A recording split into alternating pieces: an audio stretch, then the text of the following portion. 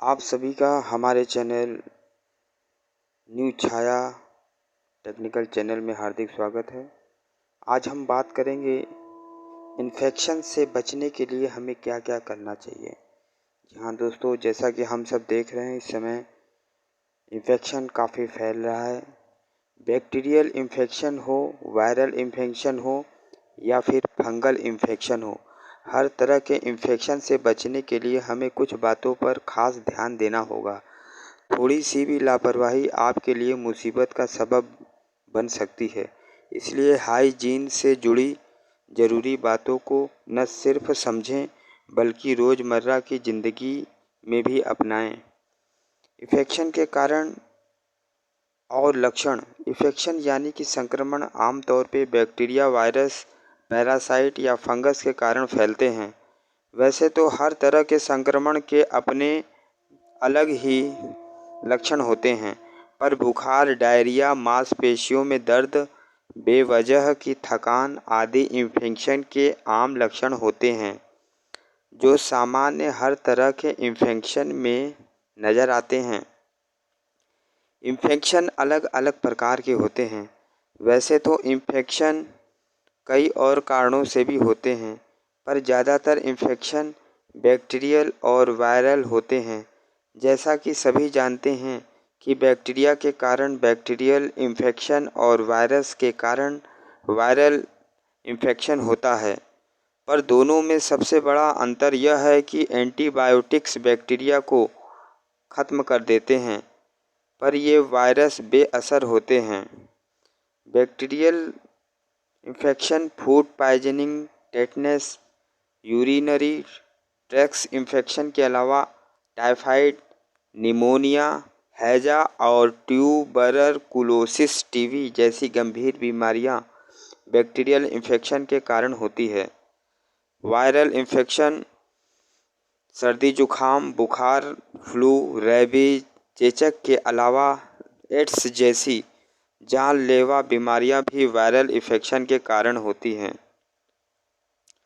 यदि आपको ऐसी चीज़ों में दिक्कत आती हो तो तुरंत डॉक्टर से मिलें, जैसे कि सांस लेने में तकलीफ़ हो रही हो और 1 हफ्ते से लगातार खांसी हो रही हो, तेज़ सिर दर्द के साथ बुखार हो, शरीर में कहीं कहीं सूजन या चकत्ते हों, बेवजह बुखार हो, अचानक धुंधला दिखने लगे, किसी जीव जंतु के कटने पर इन्फेक्शन हो, तो आप तुरंत डॉक्टर से संपर्क करें।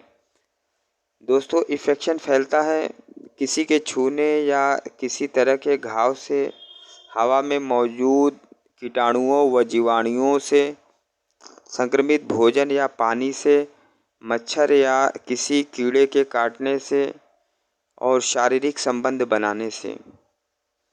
इससे बचने के लिए हमें छुआछूत से कई संक्रामक बीमारियां तेज़ी से फैलती हैं, इसलिए हाथों को कीटाणु मुक्त रखना बहुत ज़रूरी है।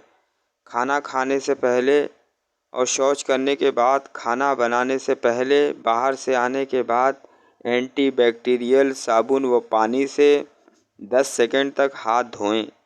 साबुन पानी के न रहने पे आप अल्कोहल बेस्ड हैंड सैनिटाइज़र का भी इस्तेमाल कर सकते हैं। छींकते और खांसते वक्त नाक व मुंह को ढकें और घर में किसी एक को सर्दी खांसी हो जाए तो एक एक करके घर के बाकी सदस्यों को भी हो जाती है। ऐसा आपने देखा होगा अक्सर। दरअसल छींकते खांसते वक्त नाक मुंह न ढकने के कारण कीटाणु हवा में फैल जाते हैं, जिससे अन्य सदस्य आसानी से उसके शिकार हो जाते हैं।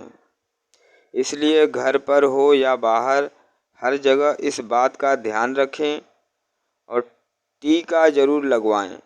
हमें बहुत सी बीमारियों से बचाता है टीका। समय समय पे अपना व अपने परिवार के सभी सदस्यों का टीकाकरण कराते रहें। कई तरह के इन्फेक्शन संक्रमित खाने और पानी के कारण भी होते हैं। खाना बनाते समय सब्जियों और मीट के लिए अलग अलग कटिंग बोर्ड, चाकू का इस्तेमाल करें। किचन काउंटर के साथ साथ बर्तनों को भी अच्छी तरीके से साफ़ करें। सब्जियों व फलों को पकाने और खाने से पहले अच्छी तरीके से धोएं। हवा में तैरने वाले माइक्रोवेव्स भी खाने को दूषित करते हैं, इसलिए खाना बनाने के 2 घंटे के अंदर ही फ्रिज में रख दें। मटन व चिकन को अच्छी तरीके से पका के ही इस्तेमाल करें। पानी हमेशा उबाल कर छान कर पिएं या वाटर प्यूरीफायर का इस्तेमाल करें। संक्रमित व्यक्ति के साथ भी एहतियातन बरतना बहुत ज़रूरी है दोस्तों। ज़्यादातर इन्फेक्शन संक्रमित व्यक्ति के संपर्क में रहने वालों को होते हैं, इसलिए अगर आप किसी भी संक्रमित व्यक्ति की सेवा कर रहे हैं तो सभी ज़रूरी एहतियात बरतें। अगर घर में कोई बीमार है तो उसके कपड़ों को अलग से धोएं और साफ़ करते वक्त कपड़ों में लिक्विड डिसइंफेक्टेंट ज़रूर डालें। अगर आपको बुखार, डायरिया, उल्टी जैसी इन्फेक्शन के लक्षण नज़र आ रहे हैं तो घर से बाहर न जाएं। अगर आप बीमार हैं तो घर पर ही रहें, दूसरों को छुएं नहीं और न ही किसी से हाथ मिलाएं। घर को भी हाइजेनिक रखें दोस्तों।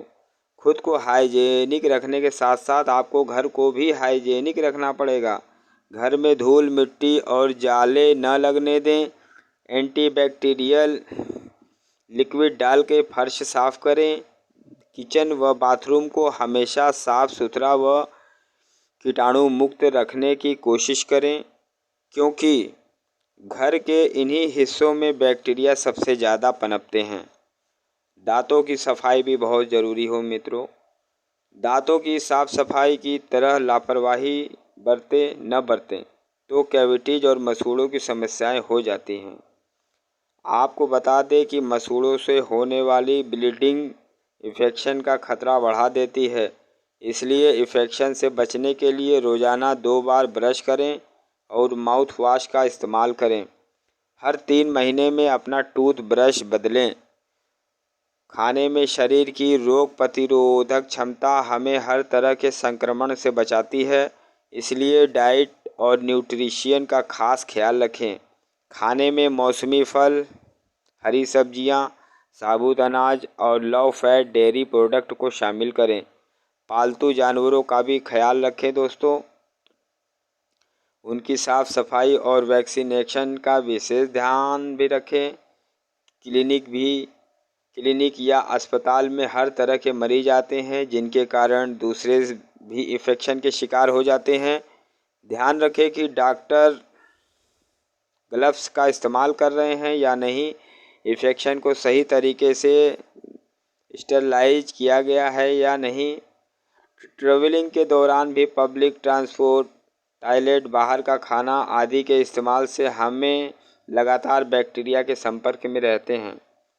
संक्रमण को रोकने के लिए hand sanitiser, paper soap, tissue paper, साफ़ पीने का पानी अपनाकर आप संक्रमण से बच सकते हैं।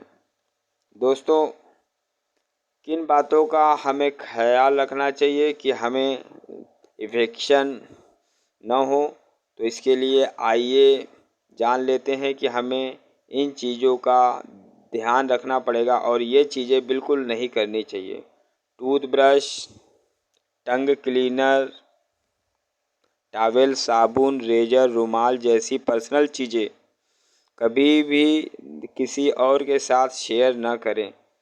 थिएटर, मॉल आदि के टॉयलेट इस्तेमाल करते समय सावधान रहें, वरना यूरिनरी ट्रैक्ट इन्फेक्शन के शिकार हो सकते हैं। भीड़ भाड़ वाले इलाकों और जगहों पे न जाएं। पब्लिक प्लेस पर किसी के छींकने व खांसने पे नाक और मुंह ढकें। बार बार नाक, मुंह और आँखों को न छुएं। अपनी पानी की बोतल भी दूसरे से शेयर न करें दोस्तों। बस दोस्त, आज के लिए बस इतना ही। अगर आपको मेरी ये वीडियो पसंद आई हो तो लाइक ज़रूर कीजिएगा दोस्तों। नमस्कार।